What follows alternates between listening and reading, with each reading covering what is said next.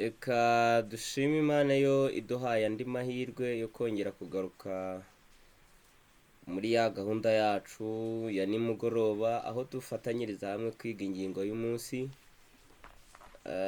Reka nshime Imana ko ku bwa gahunda yayo iba iduhaye uburyo, ikaduha n'amahirwe. Reka tubishimire Imana cyane ngo izina ryayo nirihabwe icyubahiro. Uyu munsi tugiye gufatanyiriza hamwe kwigana ingingo yo kuwa kane. Ni ingingo isa naho ikomereza ku ngingo twabonye ejo. Iratubwira ngo imitima yinangiye. Ni bande bagaragaje imitima yinangiye? Byari byagenze gute? Reka mbere yuko tuyinjiramo tubanze dusenge. Uwiteka Mana ikiranuka, izina ryawe nirihimbazwe. Tunejejwe cyane nuko uduhaye uyu mwanya mwiza, ubwo tubumbuye ibyanditswe byera ngo twumve icyo watwandikishirije. Uturinde kugira uburangazi ubwo ari bwo bwose. Imitima yacu ihugukire kumva iby'ijuru rivugana natwe, kandi nutugira inama uduhe gucika ku kibi, twige gukora icyiza. Kandi Mwuka w'Imana wasezeranywe ko azadushoboza, azature mu mitima yacu. Ndetse no muri uyu mwanya twifuza kubana nawe kugira ngo abe ari we kudusobanurira byose be nk'uko biba bishatse. Natwe turi imbere yawe, tugenze uko ushaka, mu izina rya Yesu umwami wacu, amen. Mbahaye ikaze rero mu ngingo yo kuwa kane. Ni ingingo itubwira ngo imitima yinangiye. Iyi ngingo iraza kuba ishingiye muri Yohana, ni igice cya 5 nicyo turi kwiga. Ejo hashize twabonye imirongo ibanza, aho twabonye Yesu akiza umuntu wari umaze imyaka 38 arwaye. Si n'uburwayi gusa, yari ufite ubumuga rwose bwamugize igisenzegere, aho nta mahirwe yo kubaho yari afite. Ndetse yemwe yaranateye intambwe yegera ku kidendezi ahabonekeraga amahirwe yo gukira, ariko we ntibyamuhiriye. Iyo myaka yose ayimaze aho atabona umugirira impuhwe ngo amujugunye mu kizenga. Kandi iki kidendezi umunyambaraga wakigeragamo ku bwa marayika w'Imana wazaga akabirindura amazi yarakiraga. Ariko uyu munyabyago wari uhamaze igihe kirekire, Yesu ejo twabonye ko yahageze amugirira impuhwe, nuko amubaza yigiza nkana ati mbese urashaka gukira? Nawe asubiza asa n'udafite ibyiringiro, ariko ahamya mu mugambi w'icyo cyari cyaramuzanye ko yifuzaga gukira. Maze Yesu mu ijambo rye ryavugaga bikabaho, rya rindi ryategekaga imiraba igatuza, aramubwira ati byuka wikorere uburiri bwawe. Iki kintu rero nicyo cyateje impaka. Uwo munsi hari umunsi wo ku isabato nk'uko babitubwiye mu ngingo y'ejo. Rero wa muntu atabanje gushidikanya, atabanje kubaza, ni yizeye ijambo ry'umubwiye kuko yabikoze bigakunda, avuga ati nibyo ambwiye ndabikora. Ni nguko uko yahagurutse rero yikorera uburiri bwe, nubwo wenda hamwe bagerageje kuvuga ngo ni agasambi, ariko ibyo yari aryamiye yarahagurukanye nabyo abyikorera. Abayuda rero bamubonye baravuga ati rero aha yishe itegeko, yishe isabato. Ibyo rero babishinjije uyu muntu, ariko nanone babimubaje ati njyewe ibyo nakoze uwanyije niwe wambwiye ngo nikorere uburiri bwanjye ntahe. Ejo twabonye ko muri byo nta cyaha cyari kirimo, kuko Yesu wamubwiye ibyo yari azi neza niba icyo amubwiye ari ukwica amategeko, kuko ari we wari waratanze ayahereza Mose kuri Sinayi. Uretse ko Abayuda bari baragiye bakayakomeza, kuko turaza bakayashyiraho inaniza cyane cyane bashingiye kuri itegeko ry'isabato, kugeza ubwo bari barishiriyeho n'andi mategeko, bigatuma isabato aho kugira ngo ibabere umunezero iza kubabera umutwaro. Rero muri iyi ngingo batangira batubwira ngo ibitangaza, ibimenyetso n'ibitangaza ubwabyo si ibihamya ko ari ikintu runaka giturutse ku Mana. Kuko ejo twabonye ko Satani nawe abasha kubikora rwose. Ariko ku rundi ruhande, iyo bikomotse ku Mana, kutabyemera biba biri ikintu giteje akaga. Tugize amahirwe tukamenya ko igitangaza cyangwa ikintu kidasanzwe cyakoze kubw'umugambi w'Imana, ibyo bintu tugomba kubyizera, tugomba kubyemera, naho kubirwanya ni ukurwanya Imana ku mugaragaro. Bari baduhaye gusoma muri Yohana mu gice cya 10 kugeza kuri gice cya 16, mu gice cya 5 umurongo wa 10 kugeza kuri 16. Aha turahasanga Yesu ahura na wa mugabo yari yakijije, bahuriye mu rusengero. Uyu mugabo abonye icyo Yesu amukoreye, aragenda aja gutura ituro ry'ishimwe nk'uko umuhango wabo wari uri, kuko Imana yari imukijije. Yesu amubonye amubwira amagambo atangaje, aravuga ati rero mugabo, dore ubaye muzima, genda ntukongere gukora ibyaha. Uyu mugabo yaranezerewe cyane, kuko igihe Yesu yari amaze kumukiza ntabwo yagize amahirwe yo kumumenya. Yashidutse igihe ngo yabandatukaga ari kure, yishimiye yitera hejuru, yatunguwe no kubona no kusanga uwamukijije atakiri kumwe nawe, kandi ngo abantu bari benshi.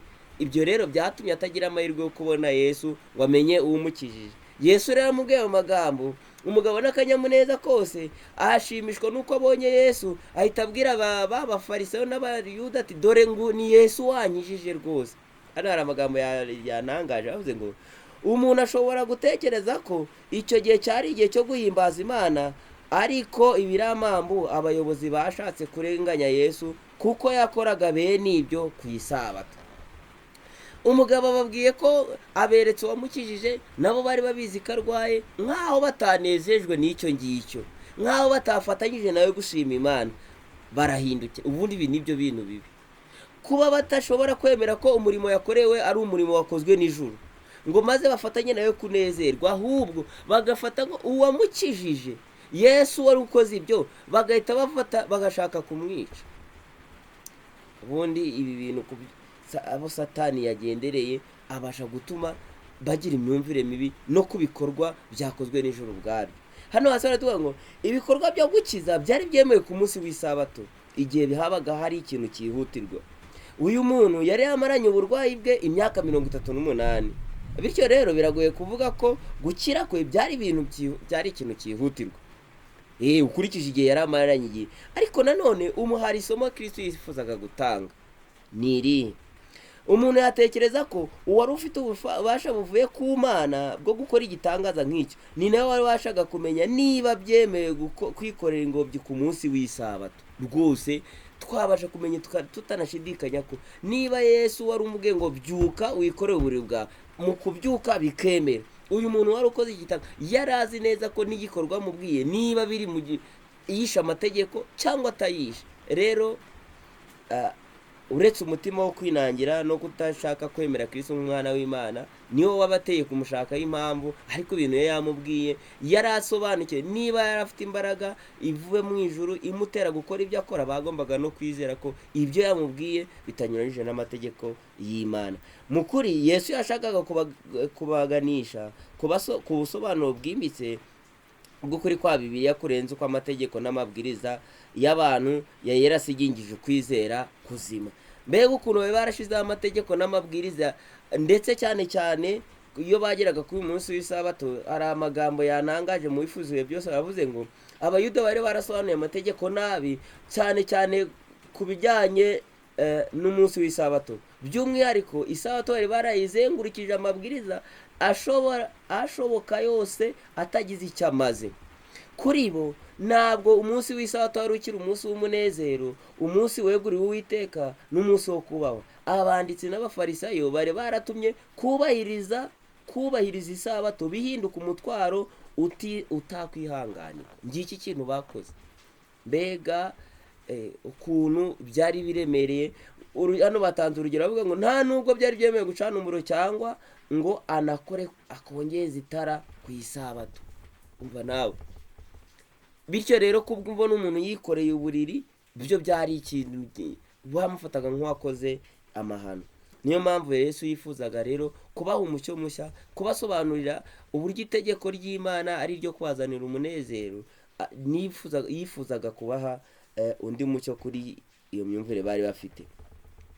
Hano baratubwira ngo ni buryo ki aba bayobozi b'idini bari impumyi bigezaho, kugeza naho bagiye guhangana na Kristo umwana w'Imana. Bazi neza ko ibimenyetso n'ibitangaza ari abikorera mu maso yabo ari imbaraga y'Imana ikiza iri gukorera muri we.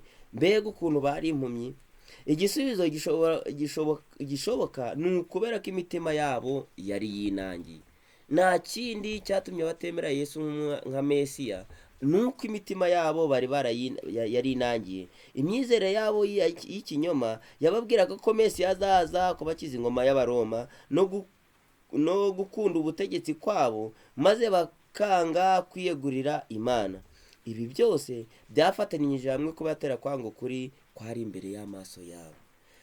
Kuba barasobanukiwe Mesiya nabi, ibyo uko bukeye n'uko bwije byabongeraga ko imitima yabo yarushagaho kujya kure ye, kuko uko bari barasobanukiwe Mesiya bumvaga icyo Mesiya azakora ari ukuza kwima ingoma ya Dawidi, nuko bakiganzura ingoma y'Abaroma. Ibyo rero umuntu babonaga muri ibyo adaharanira ubutegetsi bwo mu isi, iby'imirimo ye bahoraga bayishakamo icyo mushinja, ntabwo bari biteguye kumwakira nka Mesiya nk'umucunguzi wabo, ahubwo n'ibyo yakoraga bihuje n'amategeko, kuko nk'icyo yari akoze cyo gukiza umuntu, nabo amategeko yabo yemeraga kugira neza ku munsi w'isabato. Ariko bashakamo impamvu ngo none ubwo amubwiye ngo niyikorere uburiri bw'atahe, ubwo rero akoze icyaha. Ibyo bituma bagambirira kumugirira nabi. Mbega akaga n'ingorane abayobozi b'idini bo mu gihe cya Yesu bagize, bahushije intego mu gusobanukirwa na Mesiya waba ari kumwe nabo, maze babura umugisha wo kuba mu bwami bw'Imana, kuko bavuga ngo ubwami bw'Imana buri hafi, ndetse igihe kiragira avuga ati buri hagati muri mwe, ariko ntibabwakira. Ndetse ahubwo Kristo wagishakaga gukiza ubugingo bwabo, ndetse nawe yakizaga ntibyabanezezaga. Nicyo cyatumye imitima yabo inangirwa kugeza ubwo bamugambaniye, nk'uko tuzabibona mu ngingo zizakurikira no mu byigisho biri imbere, nk'uko byaje kubaviramo kumugambanira bakanamwicisha. Ariko ikinejeje ni uko ibyo byandikiwe kugira ngo bitubere akabarore. Niba abayobozi b'idini barahushije intego, ntibamenye umugambi n'intego ya Mesiya wari hagati muri bo, ibi bintu nibyo bibasha kubaho natwe hagati yacu, mu gihe tudasobanukirwa neza n'iby'ubutumwa bwiza, ngo kandi tunihatire kubushyira mu bikorwa ngo buhindure imitima yacu, natwe amaherezo tubasha guhusha intego. Reka Imana Data yumvikanisha ubu butumwa bwabo mu mitima yacu, nuko nitwumva ijambo ry'Imana ritsinze imitima yacu, twihane kandi ibitagenda neza byo mu mibereho yacu dusabe Kristo ngo adutunganye, maze ubwo agiye kwerekanwa tuzamusangane tudakozwe n'isoni. Nibyo mbasabira nanjye nisabira mu izina rya Yesu, amen. Reka dusenge. Urakoze Data ukiranuka, urakoze kubw'amagambo utwunguyeho ubwenge.